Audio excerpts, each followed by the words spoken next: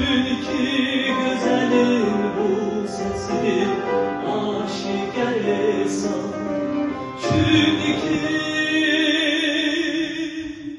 güzelin bu sesi aşikare san.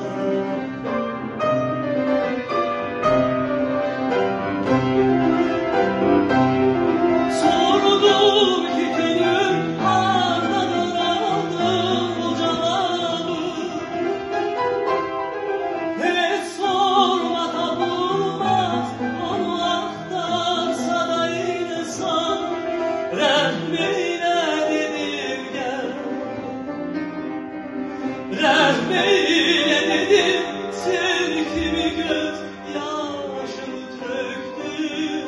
Gel kanım ile oynamayı afeti dönmem. İnsanın eğer var, insanın eğer var ise söyle bu nizami. Senden nece eftar eylesin eyvah hitabım. Senden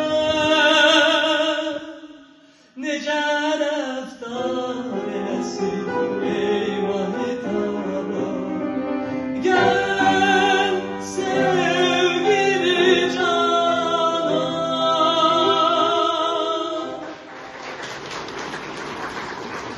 Süper.